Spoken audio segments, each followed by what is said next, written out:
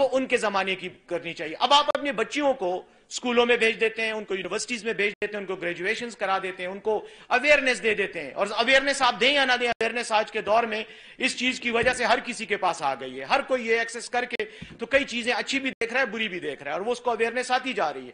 ہوتا یہ ہے کہ ہم ان کے ذہن کو سوچنے اور سمجھنے کی شعوری صلاحیت سے تو ایکوپ کر دیتے ہیں, لیس کر دیتے ہیں, لیکن کہتے ہیں کہ سوچو تم ہماری مرضی کے مطابق, تمہاری چوائسز ہماری مرضی کے مطابق ہوں. میرے خیال میں یہاں سے ہمیں کیلکولیشن کا اور پلاننگ کا فقدان یا غلطی آ جاتی ہے.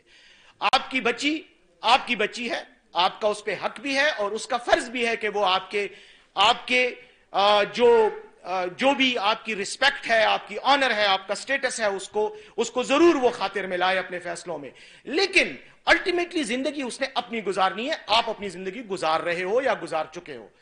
اس لیے اس کو اتنا شعور اور اتنی, جب آپ نے اس کو شعور دیا ہے, اتنے اس کو سوچ کی طاقت دی ہے, اس کو فیصلہ کرنے کا اختیار دیا ہے, تو پھر اس کے فیصلوں کو, اس کی چوائس کو ضرور ریسپیکٹ بھی دو.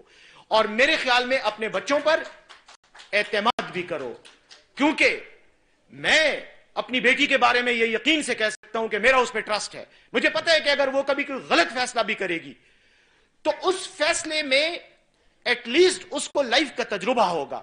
میں اس کے غلط فیصلوں پہ بھی اس کو نہیں پریشان ہوں گا, اور میں کہوں گا کہ let her decide, let her take decisions.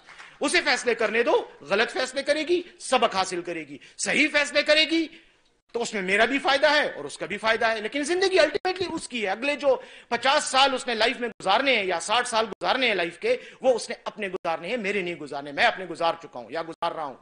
اب یہ جو ایک بات ہوتی ہے کہ خواتین, یہ امپاورمنٹ ان کے اندر کہاں سے آئے گی؟ دیکھیں, آپ خواتین کو دولت دے دیں, آپ ان کو وراثت کے حقوق بھی دے دیں, آپ ان کو سول امپاور بھی کر دیں, آپ ان کو ووٹ کا حق بھی دے دیں, آپ ان کو اسمبلیوں میں بیٹھ کر بات کرنے کا حق بھی دے دیں, لیکن آپ جب تک اپنے شعوری رویوں کو چینج نہیں کرو گے معاشرے میں, تو تبدیلی کا سفر شروع نہیں ہوگا. تبدیلی نہیں آئے گی, اور اس لیے نہیں آئے گی کہ شعور جو ہے وہ آپ کے فیصلوں میں سب سے پہلا قدم ہے. وہ جیسے اقبال کہتا ہے کہ ادب پہلا کرینہ ہے محبت کے کرینوں میں. تو سب سے پہلا جو سٹیپ ہے, آغاز سفر ہے, وہ شعوری فیصلوں کے اختیار سے آپ کسی کو دیتے ہو. جب تک اس کو یہ اختیار نہیں ہوگا, وہ اپنے فیصلوں کرنے میں آزاد نہیں ہوگی. لیکن اس کا کیریکٹر, اس کی تعلیم, اس کی تربیت, وہ آپ والدین کی ذمہ داری ہے, آپ ان کو دیں. وہ آپ کی ذمہ داری ہے. جتنا آپ اس کو ایکوپ کرو گے کیریکٹر سے, تعلیم سے, اچھے کردار سے, اچھے اخلاق سے, اتنی وہ بہترین انسان ثابت ہوگی. اور یہ جو والدین کی مرضی سے رشتے کرنے والی بات ہے, اس کے بارے میں ایک بات کہنا چاہ رہا ہوں. میں یہ کہنا چاہتا ہوں کہ یہ جو خواتین کہتی ہیں کہ نہیں, ہمارے رشتے ہمارے والدین طے کریں گے, ہم خود سے ریسیونگ اینڈ پہ ہوں گی, ہم ڈیلیورنگ اینڈ پہ نہیں ہوں گی, ہم چوائس نہیں ہوگی.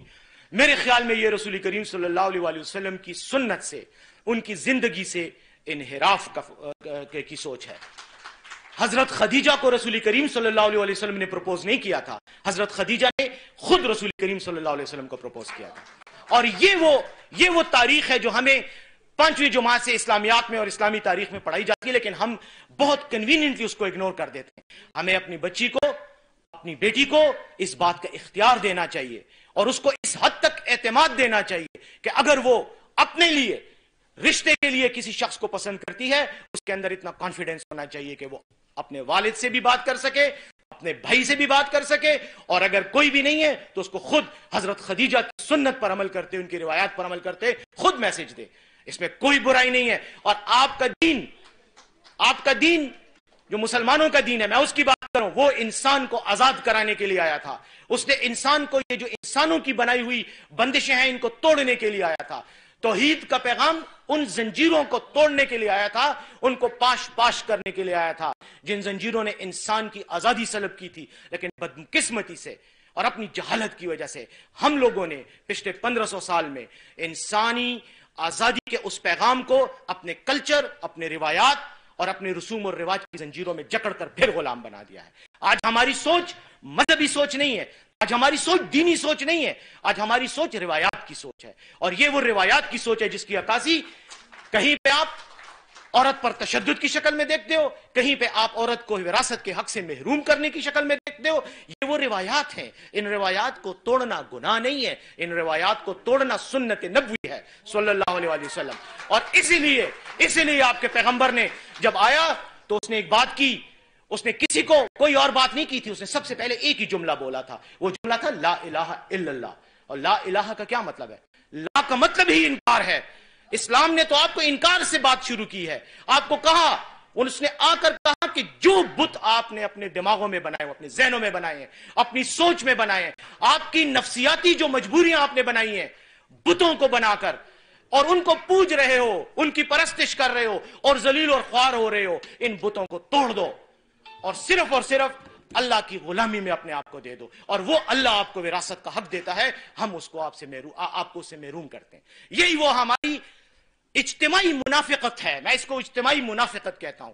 یہ اجتماعی منافقت ہے کہ میں اپنی بیٹی کو اس کی جائیداد میں, اپنی جائیداد میں اس کو حق نہیں دیتا, وہ تو میں بیٹے کو دیتا ہوں, لیکن اس سے یہ ضرور ایکسپیکٹ کرتا ہوں کہ وہ اللہ کے قانون کے مطابق میری فرمانبرداری ضرور کرے.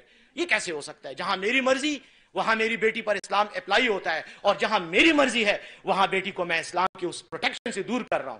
یا کسی بھی کلچرڈ سوسائٹی میں آپ دیکھ لیں, آپ ڈوئل اس کے ساتھ ہپوکریسی کے ساتھ آپ آپریٹ نہیں کر سکتے, وہ معاشرے تباہ ہو جاتے ہیں. اس لیے میں ان بچیوں کو, تمام بچیوں کو, اور اس مائک کی وساطت سے پاکستان کی اور دنیا کی تمام بچیوں کو یہ کہتا ہوں, اللہ نے آپ کو آزاد پیدا کیا ہے, دنیا کی کوئی طاقت آپ کو غلام نہیں بنا سکتی. کوئی روایت, کوئی رسم, کوئی رواج ایسی نہیں ہے, اور نہ اس میں یہ طاقت ہے, نہ اس میں یہ صلاحیت ہے کہ وہ آپ کو غلام بنائے. اپنے شعور کو ڈیولپ کرو, اپنی سوچ کو ڈیولپ کرو, اور اپنے کیریکٹر کو ڈیولپ کرو. جب یہ دو چیزیں ڈیولپ ہوں گی, آزادی آپ کی ہوگی, کسی سے مانگنے کی ضرورت نہیں ہے. انشاءاللہ یہ آزادی آپ کو ویسے بھی مل جائے گی, اور مل بھی رہی ہے, آپ دیکھ رہے ہیں جو ڈیولپمنٹ ہو رہی ہے. لیکن میں آپ کو صرف یہ کہوں گا, desire but deserve as well, یہ دو چیزیں ہیں, ڈیزائر اور ڈیزرو کا, کہ میں آپس میں ایک بڑا انٹریکیٹ, ایک بہت ہی باریک سا رشتہ اور ایک بہت ہی اہم رشتہ ہے. ہر وہ چیز آپ کو ملے گی جس کو آپ ڈیزرو کرو گے. خواہش ضرور کرو, لیکن اس خواہش کی قابلیت اور اہلیت اپنے اندر بھی پیدا کرو, اور جب وہ پیدا ہو جاتی ہے انشاءاللہ کوئی راستہ نہیں روکے گا.